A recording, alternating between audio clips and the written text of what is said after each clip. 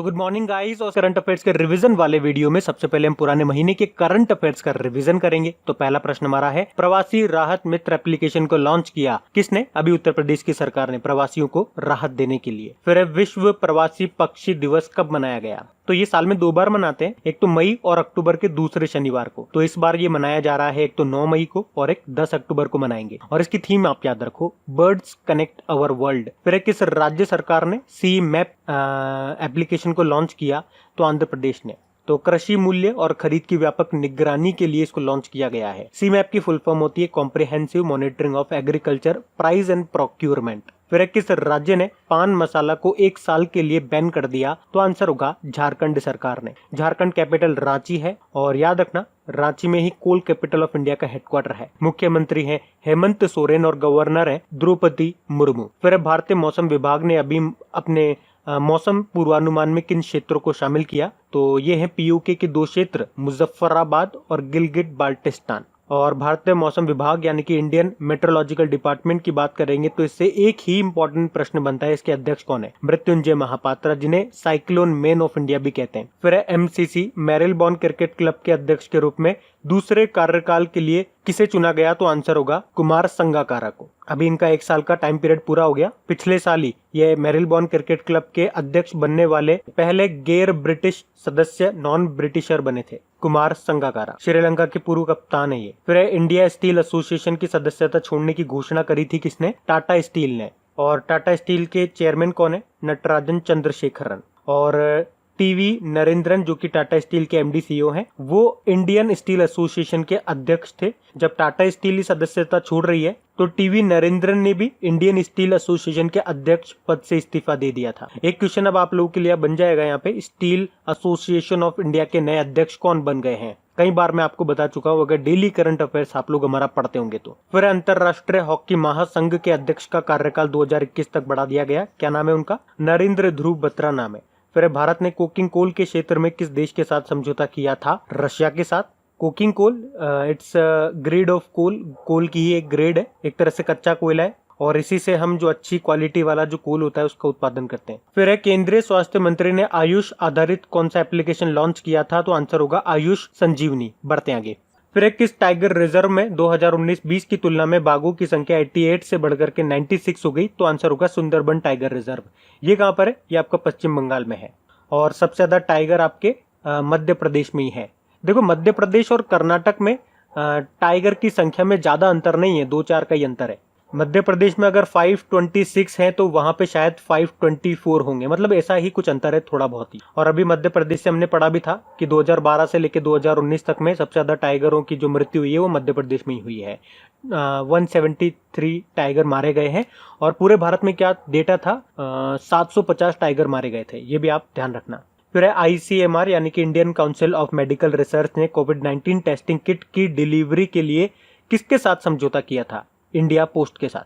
फिर कोविड-19 के लिए मोनोक्लोनल न्यूट्रलाइजिंग एंटीबॉडी का निर्माण किया? तो आंसर होगा इजराइल ने। और इसी के साथ इसने कहा है कि इसने कोविड-19 का टीका बना लिया, ऐसा इन्होंने बोला था। फिर गैर बैंकिंग वित्तीय कंपनियां यानी कि नॉन बैंकिंग फाइनेंशियल कंपनी तक ऋण स्थगन यानी कि मोरेटोरियम देने वाला भारत का पहला बैंक बना था पंजाब नेशनल बैंक। फिर उसके बाद SBI भी बन गया था। मतलब क्या हो गया इसका? इसका मतलब ये हो गया कि नॉन बैंकिंग फाइनेंशियल कंपनी ने इनसे जो बैंकों से जो लोन लिया है उनको अभी देने की जरूरत नहीं है। कोरोना पीरियड चल रहा है, सबकी स्थिति खराब है, तो अभी देने की जरूरत नहीं है, अभी छूट मिली है इनको। फिर चित्तरंजन लोकोमोटिव वर्क्स ने कहा 1 स्वचालित चिकित्सा ट्रॉली ऑटोमेटिक मेडिकल ट्रॉली का उत्पादन किया? तो पश्चिम बंगाल में, पश्चिम बंगाल जिसकी कैपिटल कोलकाता है, मुख्यमंत्री है ममता बनर्जी। जगदीप धनखड़ यहाँ के गवर्नर है। फिर US आधारित विस्टा इक्विटी ने जियो प्लेटफॉर्म में कितने प्रतिशत की हिस्सेदारी खरीदी थी? 2.32% की हिस्सेदारी खरीदी थी। शुरुआत में फेसबुक ने 9.99% की हिस्सेदारी खरीदी थी और अब तो काफी सारे इन्वेस्टर्स आ गए हैं इसमें। फिर संयुक्त राष्ट्र ने कमजोर देशों को कोविड-19 राहत के लिए कितनी धनराशि देने की घोषणा की? तो $6.7 बिलियन। उसी तरह से एशियन इंफ्रास्ट्रक्चर इन्वेस्टमेंट बैंक ने कोविड-19 से निपटने के लिए $500 मिलियन देने की भी घोषणा की थी और $500 मिलियन ही एशियन डेवलपमेंट बैंक ने बांग्लादेश को देने की घोषणा की थी और वर्ल्ड बैंक ने अफगानिस्तान को $400 मिलियन लोन देने की घोषणा की थी। फिर किस समिति की सिफारिश पर रक्षा मंत्री राजनाथ सिंह ने सैन्य इंजीनियरिंग सेवा के 9,304 पदों को खत्म कर दिया? तो शेकातकर समिति। फिर हिंद महासागर के द्वीप देशों की मदद के लिए भारत ने एक मिशन शुरू किया था। क्या नाम है उस मिशन का? मिशन सागर। सागर का मतलब होता है security and growth for all in the region, SAGAR। तो इसमें द्वीपीय देशों को चिकित्सा व खाद्य सामग्री भी दी जा रही है। फिर 15वें वित्त आयोग के सलाहकार परिषद में सदस्य के रूप में किसको शामिल किया गया? तो आंसर होगा कृष्णमूर्ति सुब्रमण्यम को। और 15वें वित्त आयोग के अध्यक्ष कौन है? NK सिंह है। बढ़ते आगे। तो चलिए कल के करंट अफेयर्स को भी रिवाइज कर लेते हैं। पहला प्रश्न पूछा जा रहा है, वर्ल्ड मेंस बॉक्सिंग रैंकिंग 2020 में टॉप पे कौन रहे हैं? और ये जो रैंकिंग है ये जारी की है इंटरनेशनल बॉक्सिंग एसोसिएशन ने, जिसका हेडक्वार्टर आपको मिलेगा लाउजेन स्विट्जरलैंड में और इसके प्रेसिडेंट है गफूर रखीमोव। तो इसमें अमित पंघाल 52 किलोग्राम कैटेगरी में टॉप पे रहे हैं। महिलाओं में बात करेंगे तो 48 किलोग्राम कैटेगरी में मंजू रानी सेकंड नंबर पे है और टॉप पे है रशिया की एकाटेरिना। फिर सतत विकास लक्ष्यों यानी कि सस्टेनेबल डेवलपमेंट गोल्स इंडेक्स 2020 में भारत की रैंक क्या रही? 117वें नंबर पे रहा भारत। टॉप पे रहा है स्वीडन। तो ये जो रैंकिंग है ये बताती है कि किस देश ने जो हमारे 17 सस्टेनेबल डेवलपमेंट गोल्स हैं उनको कितना अचीव कर लिया है। फिर किस बैंक ने भविष्य नाम से एक सेविंग अकाउंट स्कीम शुरू की है? तो आंसर होगा फिनो पेमेंट बैंक ने, जिसका हेडक्वार्टर आपको मिलेगा मुंबई में और इसके MD CEO हैं ऋषि गुप्ता। फिर 100% घरों में LPG कनेक्शन देने वाला पहला राज्य बन गया कौन सा? हिमाचल प्रदेश। फिर किसने Austrian grand prix F1 race 2020 को जीत लिया? तो आंसर होगा वोल्टेरी बोटास ने। ये मर्सिडीज के ड्राइवर हैं और ये खुद फिनलैंड से हैं। फिर getting competitive a practitioners guide for India book लिखी है RC भार्गव ने। मारुति सुजुकी के अध्यक्ष हैं ये। और मारुति सुजुकी की बात करेंगे तो इसके MD CEO का नाम है केनिची आयुकावा। फिर किस बैंक ने लोन इन सेकंड्स सर्विस को शुरू किया है? तो आंसर होगा यस बैंक ने। यस बैंक जिसकी स्थापना 2004 में होती है और मुंबई में हेडक्वार्टर है। एक्सपीरियंस और एक्सपर्टीज इसकी टैगलाइन है। MD CEO प्रशांत कुमार हैं। तो ग्राहकों को कागज रहित इंस्टेंट लोन देने के लिए सर्विस को शुरू किया है। फिर किस देश ने OFAC 16 स्पाई सैटेलाइट को सफलतापूर्वक लॉन्च किया? तो आंसर होगा इजराइल ने। इजराइल की कैपिटल है यरूशलेम, करेंसी है इजरायली न्यू शेकेल और बेंजामिन नेतन्याहू यहाँ के प्रधानमंत्री हैं। फिर है international financial services centres authorities के पहले चेयरमैन कौन बन गए हैं? तो आंसर होगा इंजेती श्रीनिवास, ये इसके पहले चेयरमैन बने हैं। इसका काम होगा जो फाइनेंशियल सर्विसेज वाली बॉडीज हैं उनको रेगुलेट करने का।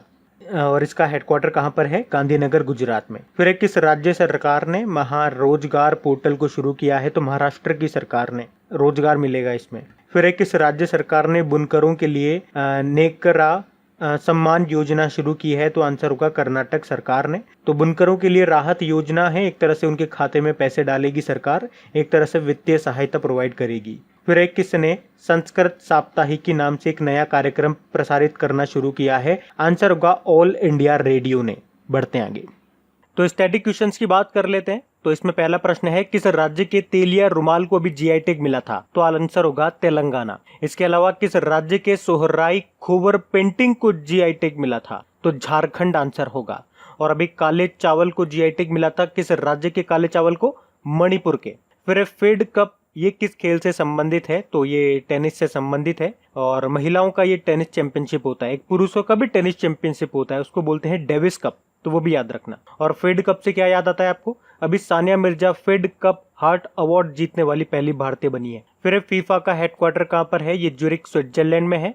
फीफा के अध्यक्ष हैं गियानी इन्फेंटिनो। और आपको याद होगा इस साल FIFA under 17 women's world cup होने वाला था भारत में नवंबर में, लेकिन कोविड-19 के कारण नहीं हो रहा। अब ये 2021 में होगा। फिर सेबेस्टियन वेटेल ये किस देश के हैं? तो ये जर्मनी के हैं।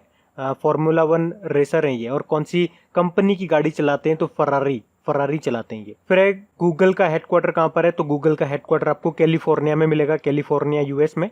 और गूगल की जो पेरेंट कंपनी है वो है अल्फाबेट, और दोनों के सीईओ हैं सुंदर पिचाई। और अभी आपको याद होगा गूगल क्लाउड ने भारत में उसके उपाध्यक्ष वाइस प्रेसिडेंट बनाया था अनिल भंसाली को।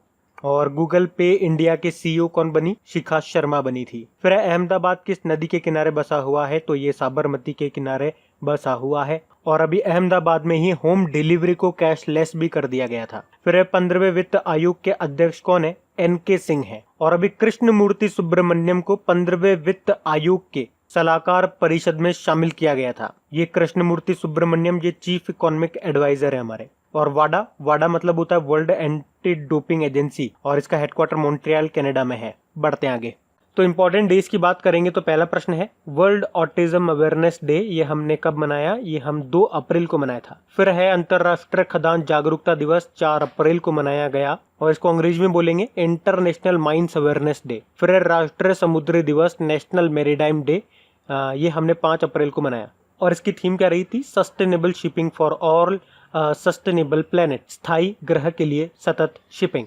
और एक वर्ल्ड मेरीटाइम डे भी होता है, ध्यान से सुनना, ये तो हमारा नेशनल मेरीटाइम डे है। एक वर्ल्ड मेरीटाइम डे होता है जो हम सितंबर के आखिरी गुरुवार को मनाते हैं। फिर अंतरराष्ट्रीय अंतरात्मा दिवस, इंटरनेशनल डे ऑफ कॉन्साइंस, ये इस बार पहली बार ही मनाया है हमने, तो शायद पहली बार ही आप इसको सुन रहे होंगे, इसी साल मनाया 5 अप्रैल को ही। फिर इंटरनेशनल स्पोर्ट्स डे, ये हम 6 अप्रैल को मनाते हैं। और नेशनल स्पोर्ट्स डे कब मनाते हैं पूछा जाएगा तो 29 अगस्त को, क्योंकि महान जो हमारे हॉकी प्लेयर थे मेजर ध्यानचंद जी, उनके जन्मदिन को मनाते हैं ये। फिर है वर्ल्ड हेल्थ डे, ये हमने 7 अप्रैल को मनाया, और इसकी थीम थी सपोर्ट नर्सेज एंड मिडवाइफ।